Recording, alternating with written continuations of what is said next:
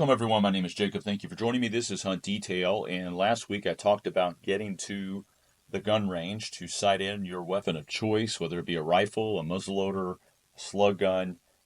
This is, I think, now the time to get that done and get it out of the way so that when the middle of November or December hits, whenever your gun season opens, whatever weapon it is, you can just grab and go and have confidence in your weapon because you get up early, you stay out late, you grind it, and you want to make sure that your weapon is dialed so that when you get that opportunity, you're able to capitalize on it and not screw that situation up. And trust me, I've done that. I've screwed things up, and so it's important to do that sort of thing, get things sighted in, but also uh, keep your weapon clean and purchase that ammo so that when there's a run later on in a few months here, you're set and you got your ammo situation ready. You're not scrambling for slug shells or black powder or whatever it is. So or cartridges for your rifle. So before I get into any of that stuff, I wanted to draw your attention to the Hunt Detail YouTube channel.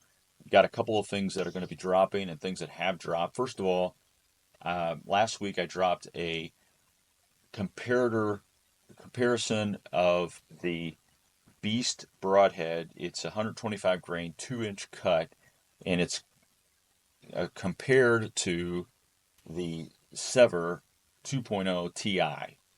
Both have a 2-inch cut. They are a little different in their specs, but they're both 125 grain. And I look at those two broadheads in terms of their wound channel ratio, which I've talked a little bit about before. That video has nearly 6,000 views in less than a week. It's very popular, and it's just a little over 5 minutes long. So it really cuts to the chase in terms of the results of that head-to-head. So I encourage you to go check it out. Go follow the Hunt Detail YouTube channel. I also just dropped my 2024 Wyoming elk hunt video. Again, it's my first attempt at filming a hunt, self-filming. It's not as good as what else is out there, but you're welcome to take a look at it. Just understand that it's more of a hunting vlog, but to keep that in mind. I'm going to continue to sort of work on that part of content in terms of developing a hunt film. Later on in the coming weeks, I will be dropping a whitetail feed tree acorn primer that just to help you and me get ready for understanding the timing of certain acorns, whether they be white or red, and then within those categories, what's out there with swamp oak, white oak, pin oak, post oak, understanding what to look for in terms of oak tree identification and in particular acorn identification, and how it can sort of help you in the field become a better woodsman. That'll be dropping relatively shortly, so I encourage you to again go to the Hunt Detail, give it a follow on YouTube. Also going to be doing a thing on climbing saddle platforms. So there's a new sort of category within saddle hunting that where you can have a platform that you can use to climb the tree. And I think that's an interesting category, one that interests me personally. I love climbing sticks, but boy, it'd be great to just have a platform in my saddle and not have the platform saddle and the sticks. And a lot of the trees that I hunt out of, I either hunt low anyways, or I don't have a lot of limbs until I get 10, 12, 15 feet up in the tree, that sort of thing. So I think there's a space for those products, those saddle climbing platforms, and I'm going to drop a video on what's out there and sort of my thoughts on each of those products within the category. So today, though, we're going to be talking about being at the gun range. And so you've got two different types of measurement when it comes to your shot, and it's most hunting rifles and hunting scopes are using MOA, or minutes of angle, and we'll talk about that in a second. There are some that use mils, which is milliradian, as a different measure uh, on the scope setting. We're not going to talk about mils because that, I think, more of your long range, maybe competitive shooting uses mils. I think there are some people in the hunting space that do use mils, but we're going to talk about MOA because a lot of your hunting rifles come with MOA. So what is MOA? Now, there may be some of you that are very familiar with this content, and I understand. But like me, if you're like me, I don't really get into this until it's this time of year. And then my brain sort of forgets about it or lets it go. Like I mentioned earlier with my rifle, that's 0 to 100. I'm not really going to make a lot of changes to that. It shoots perfectly. I know where my shots are at 200 and 300 are generally because it's a very flat shooting rifle.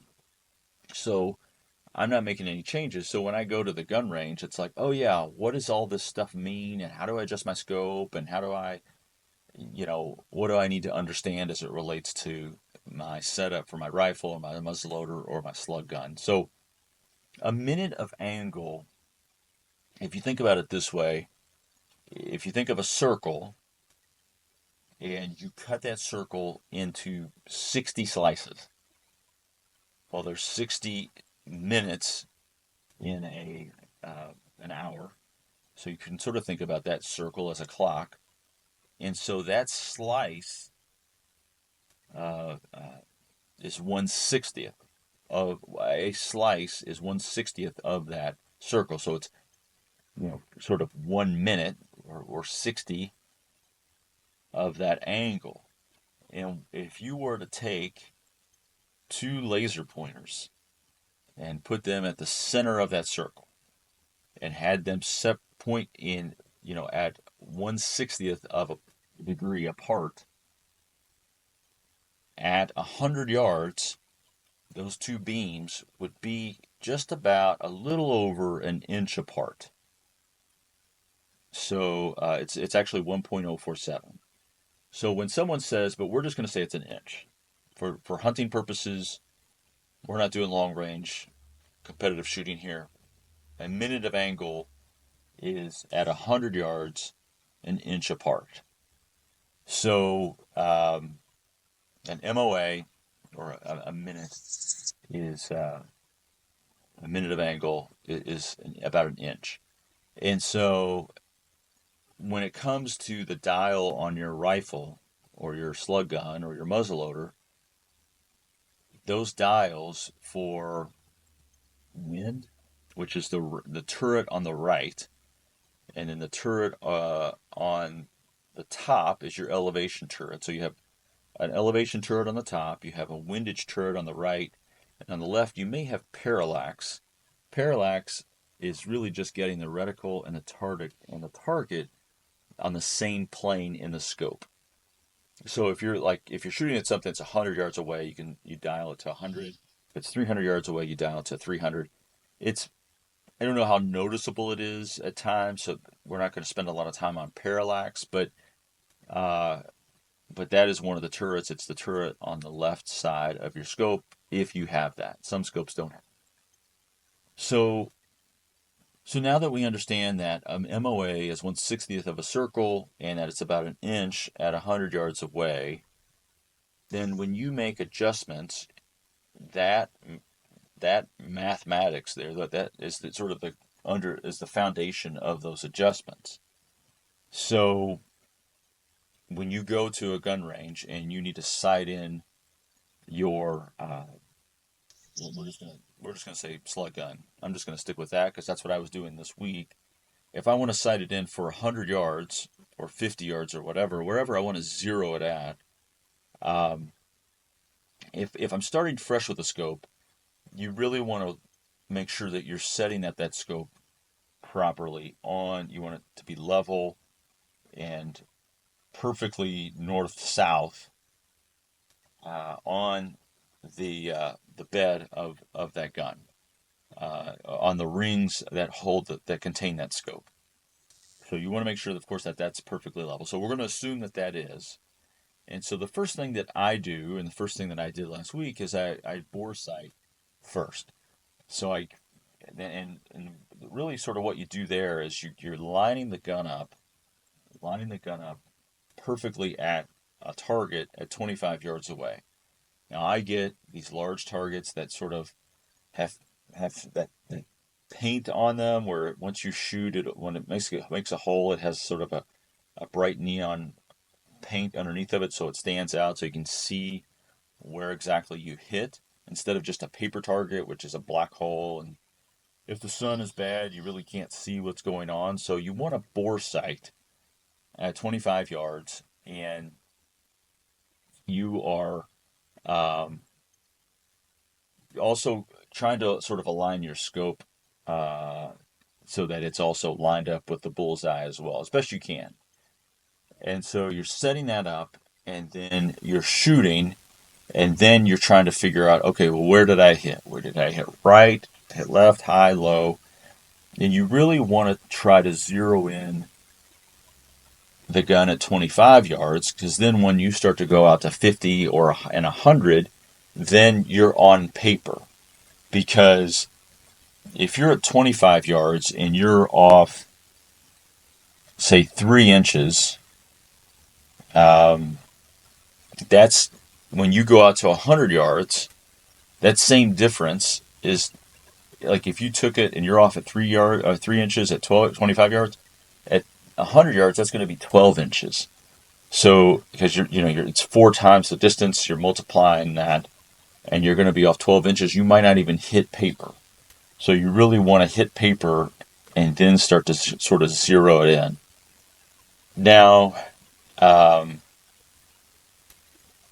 at that point, when you start to look at the adjustments that you need to make, we'll go out. Let's just say we'll go out to 100 yards. So we've bore sighted.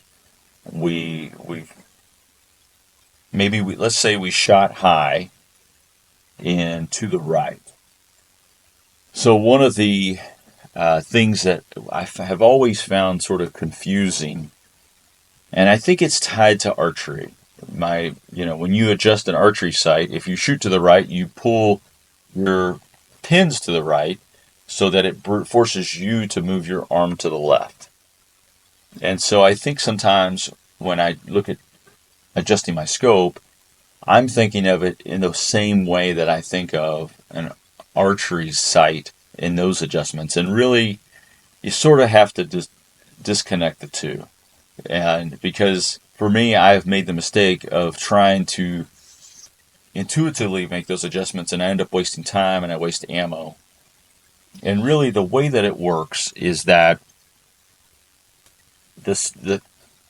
we're going to stick with the high and to the right example. So the adjustments on your turrets, specifically your windage and your elevation turret, those are designed, you're turning that towards the point of impact, or where you want it to impact. I'm sorry, you're directing the point of impact. So if I am shooting right, let's just make that adjustment now. I want to turn my windage turret, where it says right or left, I want to turn it to the left. And that is forward. And so I'm going to turn that forward to move my shot, my point of impact, to a different spot. So I'm moving the point of impact based on what the turret is saying. Like if I want to move it to the left, I turn to the left. So if I am and we'll talk about the number of clicks in a minute here, but if I am moving my shot down, I'm shooting high, I want to move it down, I want to move the point of impact down, I would turn the dial on the elevation turret, which is the top turret, I would turn that clockwise. And on the turret, it'll have an arrow where it says up, and then obviously the other way is down. So clockwise is down, and counterclockwise is up. And so the way to think about this is you're moving the point of impact. Where do I want to move the point of impact? That's really the question. And the answer is on the turret, and you can adjust accordingly. So try not to get too wrapped around the axle on, on if I move this left and right and it pulls me left or right, that sort of thing. Because again, that's the way someone that does archery thinks about adjusting their sight pin. And you just can't do that here. At least that's what I found, anyways, from my personal experience. So I'll give you an example. We'll work through this together. You have 100 yards. You're now shooting out to 100 yards, and you shoot high at 6 inches and to the right at 6 inches. So if it's a quarter MOA, which is an inch, so let's just say every click is a quarter of an inch. 4 clicks would be 1 inch. And then I would multiply that by 6 because I was off 6 inches. So let's adjust the windage first. So I need to move my shot 6 inches over. 4 clicks is an inch. 6 times 4 is 24. So I'm going to click that. I shot to the right, so I'm going to turn the dial or to the L to the left, which is forward, 24 inches, and that's going to move my shot over to right on the bullseye. Now I'm still shooting high, so I need to make those adjustments to the elevation turret on the top. And I happen to be 6 inches. So again, it's the same math. It's 6, and then it's 4 clicks is an inch. So 6 times 4 is 24. So I'm doing 24 clicks, and I'm going to turn that clockwise, and that's going to ostensibly move my point of impact down by 6 inches. And so I should be at 0 at that point. Now, if I'm shooting at something 50 yards, then I'm going to double that. Instead of 24 clicks, because I'm at half the distance, I'm going to double that. It's going to be 48 clicks. So I won't get into the different scenarios, but I'm just trying to give you an example to sort of hang on to.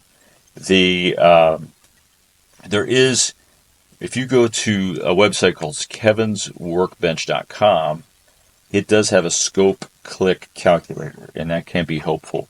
Now, it doesn't tell you which way to turn it. You have to remember what I've described here, but if you go to that, it'll tell you like at 25 yards, you're off 10 inches, and you have a quarter MOA per click. It'll calculate that for you, so you don't have to do the math yourself.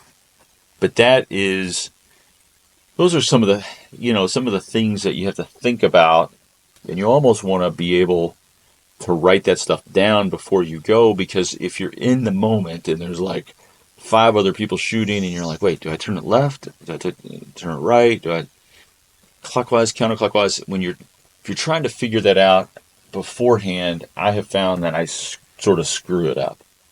And so for me, it's about writing this stuff down before I go, and then when I shoot high right, I'm like, oh yeah, I turn to the left and I turn it clockwise, and that allows me to adjust my shot accordingly. Now, when it comes to the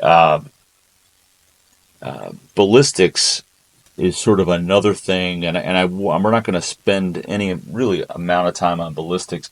There's really sort of 3 parts of ballistics. It's internal, which is in the gun. If you're someone that reloads ammo, then that's important to you. There's external ballistics, which is sort of the gravity and the arc of your bullet and the spin and the spin stabilization. And then there's terminal ballistics, and that's the transfer of energy. And so that calculation is 1/2 mass times speed squared. So a fast and heavy bullet is better than a slow and light bullet, of course. But ultimately, speed is more important. Speed is squared, whereas mass is divided into half. So to give you an example here, if I have a 150 grain bullet, um, and it's traveling at 2,600 feet per second. The kinetic energy is 2,252 foot of pounds. That's the kinetic energy. But if I multiply the weight of that bullet by 1.5 and have the same speed, the kinetic energy will jump up. It'll jump up to 3,378 foot per pounds. But if I keep the bullet the same mass and increase that velocity by 50%, it actually more than doubles that kinetic energy to over 5,067 foot per pound. So I say all this is in reference to the change that I made with my slug gun and going to a slug bullet that is faster, because I want to create a little bit greater kinetic energy. Not that the previous bullet wasn't any good, but it's faster, has more kinetic energy, put down that animal, and it shoots flatter over the course of 50 to out to 100 yards or whatever. And so, ballistics, that there could be 100 podcasts on that, and that is a science in and of itself. But that's one of the things you want to think about as you're preparing for this upcoming season, is how the type of ammo that you choose and why you choose it. And, sometimes it's a particular grain bullet, but sometimes it's also the speed at which that projectile is traveling. So I hope that this has been hopeful. Again, my hope in putting this together is to give you a little bit more clarity before you go out. Obviously, there's a lot of resources out there, but this is really the core of the thing that I need before I go out to the gun range, especially when it comes to the MOA adjustments and the inches and the mathematics, and then the turning of the turrets, all of that. If you're dialed there before you go, you're going to spend less time at the gun range, and you're not going to sort of turn the turret the wrong way like I've often done, and sort of screw up the whole thing, where it's like, crap, I'm not on paper anymore. What happened to my bullet? How did I turn it? So anyways, best of luck this week getting out there. We'll talk more next week. Thank you all for your time and support. Give this podcast 5 stars. It would be greatly appreciated. All the best.